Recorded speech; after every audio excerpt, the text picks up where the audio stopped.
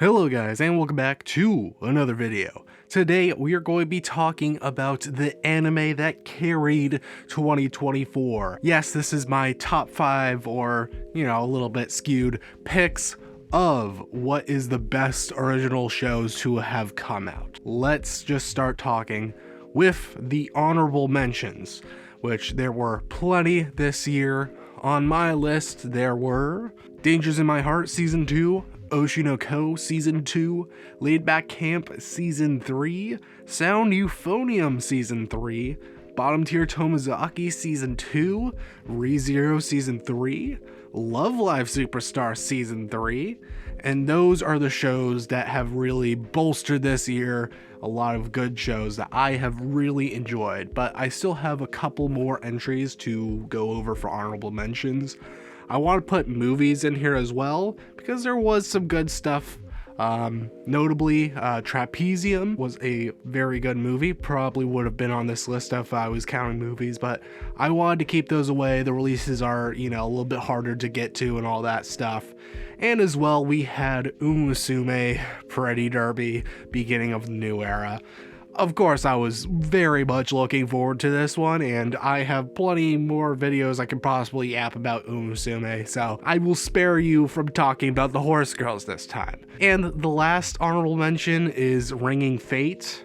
Technically, it did come out in the very late half of December in 2023, so it is technically a fall 2023 anime and not a winter, and I already made a good sizable video about it that really covers my whole thoughts. Anyways, now to the meat and potatoes of this video, the anime, the TV releases that carried this year. So my number 5, which kind of skews the rules a little bit, but I think it's fair, Spice and Wolf. The 2024 edition that we have now got this year, the re-release of the 2008 one. I think it is the better form of the anime, sorry not sorry. Now, before you go all judging me and stuff, I'll tell you that I did not read the original light novel, so I can't comment on that part.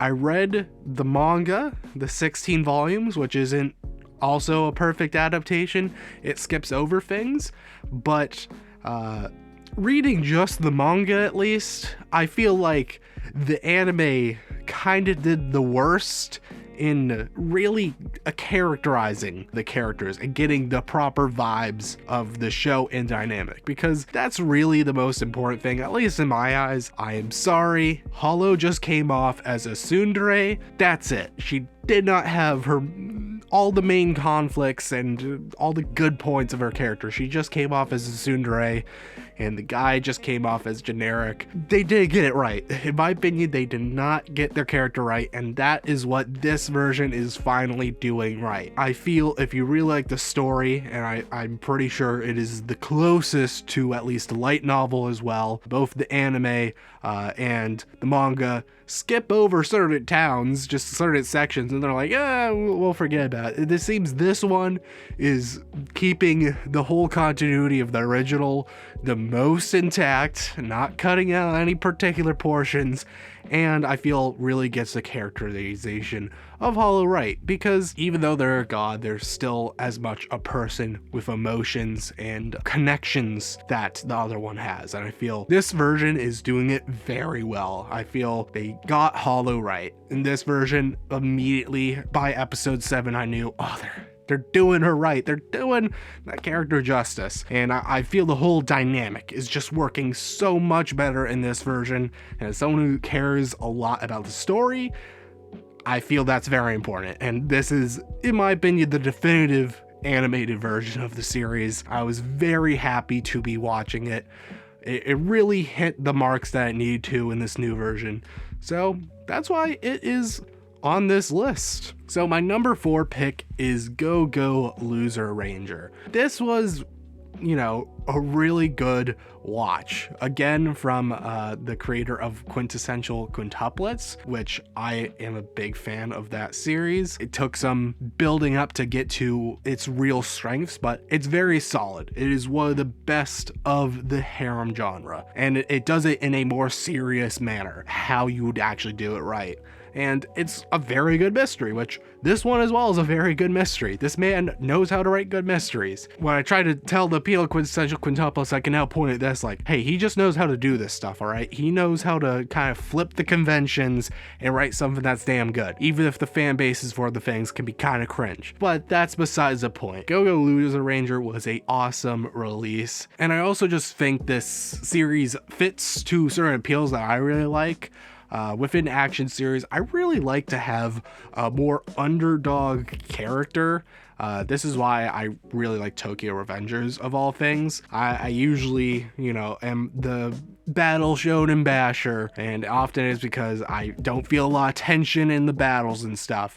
I really like the underdog characters, and this is a shining example of a character who technically is like a little bit strong, but is mostly made weak by scenarios. He's put into places where if his identity is revealed, he has lost, and the easy way to reveal his identity is for him to ever take like any form of damage, really. So while he could generally fight a little bit, most of the times he can't, or else he reveals his identity and he will be defeated by a group. So it's a really good imposter type of thing that shows him very weakened, but he still has plenty of clever battle strategies, and I like that more battle of wits, smart, clever tactical moves within fighting. So this really hit my like action nerves as well, of like all the stuff I want there. So paired with that mystery stuff, a very good watch. I do think as we get more seasons to this, probably going to be ranking much higher. It's the same thing with Quince. The first season, like, it was pretty good, but it really improved by the end. And the movie, the final entry, was amazing. Fucking phenomenal. I can assume we're going to see the same level progression as we learn more about this world, which is actually more dense and more complex than what the Quince does, where the Quince is more interpersonal. This has a whole society and world lore that needs to develop, so it's probably going to take longer, but once we get to it, it's going to probably just absolutely floor me. All right, my number 3 pick of this list, which is a combined 2 pick because I am indecisive and I can't decide. Girls Band Cry and Jellyfish Can't Swim in the Night. 2 girls band series that have come out this season. That's the magic pairing, and I feel Girls Band Cry got a whole lot more love. I know Jellyfish did actually have some good like watch numbers that people were watching a lot more. It was still pretty well reviewed, but definitely like in the more talkative, bigger speaking spaces, Girls Band Cry really just shines there. But both of these series are very good in their own respects, though I will say I think Jellyfish did entertain me a little bit more. And I think the key difference is, I think Girls Band Cry, surprisingly, while I feel a lot of people were like surprised by a lot of elements of the show, I think it was a little bit more of a safer entry compared to Jellyfish Can't Swim, that did a lot more crazy things, and sometimes they actually really fucking landed it, and other times they completely missed the mark. So in a way, it's a bit of a hit and a miss. But damn, those hits were hitting me good, all right? Like, for example, the pink-haired girl, Kikui, I think is how you pronounce it. I always suck with names, but picture on screen, her. Her story was fucking amazing. For like a side character who isn't so fully attached to this main key element, her overall progression and all the small little points to get to these big stuff with her was so fucking well done. Having a character who puts on this face of like being a very, you know, fun person to be around, very bold, very confident, but having the mask kind of shown and like revealed that she like completely dropped out of her school, you know, stopped stopped attending and stuff just because people were going after her for being weird and stuff. I felt like it was a very real depiction, and it's also mixed with the element of the gender dysphoria that the character has as well. Well set up on all these little points, like having the VTube character be, you know, somewhat male appearing to kind of give a little hint immediately, and then the moments after that really build up, and having her show her weaknesses and then have that confrontation in episode 11. My god, that fucking episode was awesome. But I feel they really handled this very niche thing that very little people are talking about tackling within these stories, and they landed all the fucking details on it. They had the subtlety, they came out with the big conflicts, and they fucking landed it so goddamn well. She is totally my character of the year, easily so well written. Like, every moment with her was awesome. They landed that perfectly. But then the main story was like, the final episode, it's like there was cool stuff going in there. I like the dynamic between the orange-haired girl and main girl. Like, so much stuff good's happening, and then the end, it's like, didn't really land it. And I think there was some good critiques that people said the pacing was a little rough. And I think that's true. I feel this would have been a absolutely stunning 24 episode series. Some parts that I feel just need a lot more development, a lot more time. Should have got it. Girls Band Cry, the main core thing between Nina and Momika, their shit all landed. The main core of that really landed, where some of the side elements really felt, you know, just like it's there. Like Rupa, is that her name? I think so. And so it's a core that's very well built, well constructed.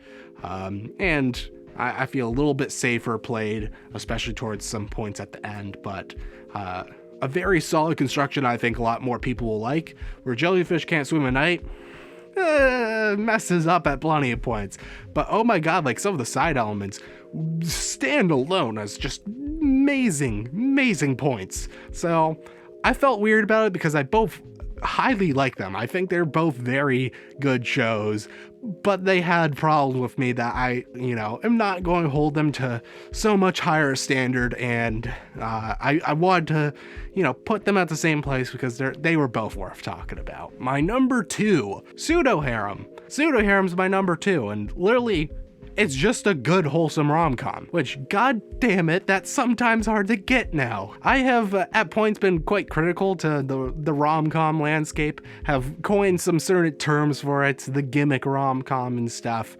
to criticize what feels a little bit more like slop to me, where it's like generic. My biggest criticism's often like the guy really has zero character, that his only characteristic that he blushes and gets a boner whenever the girl does anything. I'm quite critical, and I was very happy and surprised with this one that yes, there's a main appeal with the female character, but you know, the guy is actually, he has some things going for him as well, which is important in rom-coms. It's two people falling in love with each other. I don't believe the romance works compared to this one, where at least both the characters have a little bit of appeal to them and they like each other, and I can get down with it. But besides that, to just not be rambling about rom-coms and be like, well, this is a good one, so it's number 2.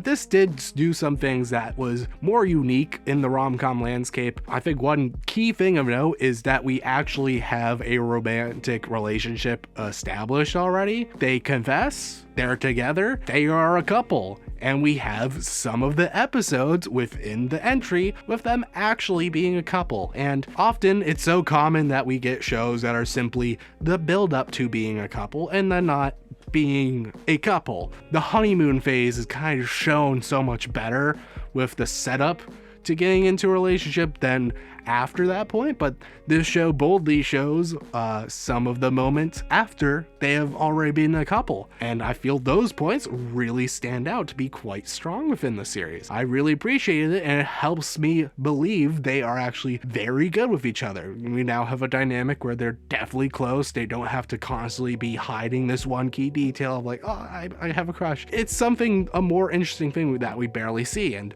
we actually get a little bit of that, which is very nice. And lastly, I am a little bit sucker to its a little flavor added to a rom-com. You know, it's set in a high school, but it's set in the drama club, and the main girl goes about acts out the different characters. That's why it's called Pseudo Harem, because she acts out the characters for the guy's harem and stuff. And that's like the little bit of playful dynamic to kind of set up and go through the thing. I really like that element. I'm probably more of a sucker, as some of you know. I like the film stuff, do film work and stuff, so I have a big appreciation for actors. I think they got a lot of subtleties and details in there that was really nice, and I can totally get the dynamic of the guy as well, being so interested in other actors, being impressed, like, damn, your skills are so good, because I as well am absolutely dog shit at acting. Every time they're like, oh, can you be like an extra? It's like, please, no, I will stare down the barrel of the camera, and it will be terrible. I will completely ruin your short film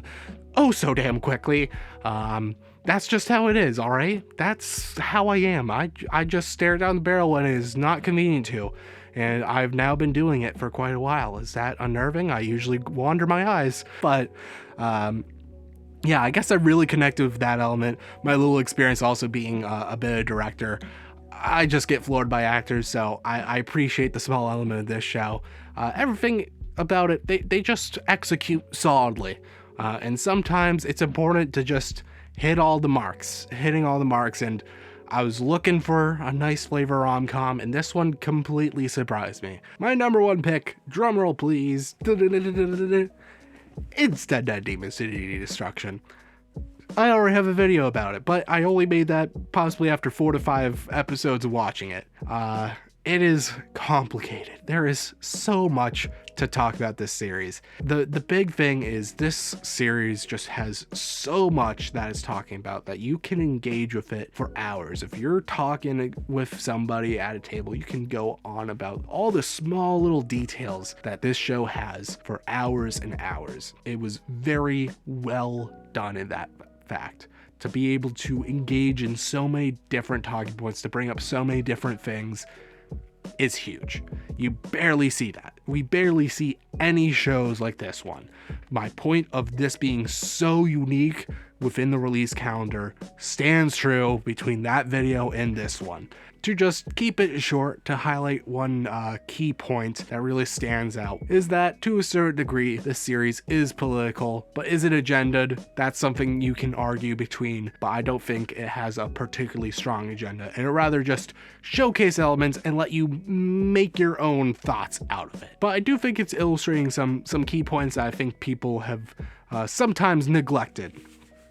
We have extremists. It shows extremist groups of these two sides with the aliens. It's showing center people who, you know, are now looking between the two sides, seeing what their opinion is. But I also think, most importantly, they are showing what would be defined as like more laissez-faire, people who are not engaging with all of this stuff. And they're not engaging because their lives are fucking hectic.